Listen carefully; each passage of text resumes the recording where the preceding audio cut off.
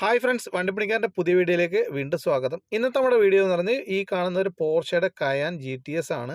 ഇതൊരു പഴയ മോഡൽ വണ്ടിയാണ്. അപ്പോൾ ഈ വാഹനത്തിൽ നമ്മൾ ഇതിൻ്റെ റൂഫ് റിപ്പയർ ചെയ്തിട്ടുണ്ട്. അതേമാതിരി തന്നെ റൂഫ് ഗ്ലാസ് ബീഡിങ് എല്ലാം തന്നെ നമ്മൾ റീപ്ലേസും ചെയ്തിട്ടുണ്ട്.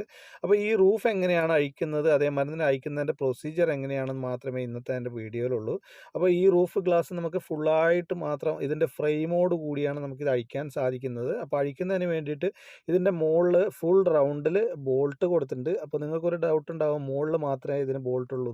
അപ്പോൾ ആക്ച്വലി ഇതിൻ്റെ മുകളിൽ മാത്രമല്ല, ഈ വാഹനത്തിൻ്റെ റൂഫിൻ്റെ അടിയിലും ബോൾട്ട് ഉണ്ട്. അപ്പോൾ റൂഫിൻ്റെ അടിയിലുള്ള ബോൾട്ട് അഴിക്കുന്നതിന് വേണ്ടിയിട്ട് നമുക്ക് ഇതിൻ്റെ റൂഫ് ലൈനർ കംപ്ലീറ്റ് അഴിച്ചാൽ മാത്രമേ നമുക്ക് അതിൻ്റെ അകത്ത് ബോൾട്ട് കാണാൻ സാധിക്കത്തുള്ളൂ. അപ്പോൾ ബോൾട്ട് അഴിച്ച് കഴിഞ്ഞിട്ട് നമുക്ക് ഗ്ലാസ് എടുത്തു കഴിഞ്ഞാലുള്ള വ്യൂ എന്ന് പറയുന്നത് ഇങ്ങനെയായിരിക്കും.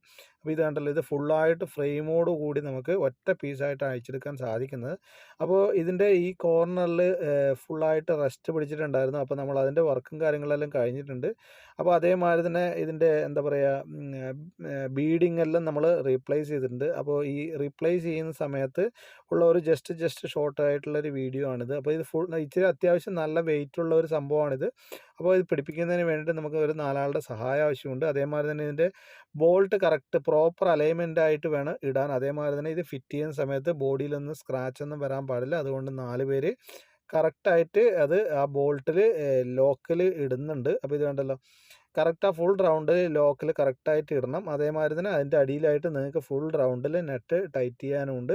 അതേമാതിരി തന്നെ ഇതിൻ്റെ മുകളിൽ വേറെ സ്ക്രൂവും കൂടി വരുന്നുണ്ട്. ഏകദേശം ഒരു 28ഓളം സ്ക്രൂവും അതേമാതിരി നെട്ടുമായിട്ട് ഈ വാഹനത്തിൻ്റെ റൂഫ് ലൈനറിന് വരുന്നുണ്ട്. അപ്പോൾ ഇത് കണ്ടല്ലോ, നമ്മുടെ എല്ലാം പിടിപ്പിച്ചുകൊണ്ടിരിക്കുകയാണ്.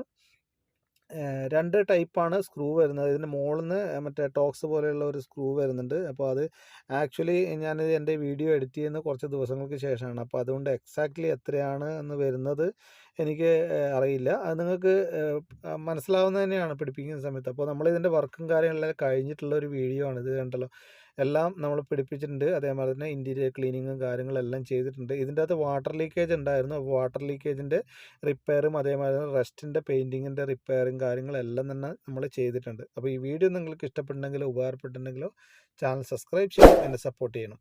Thank you for watching.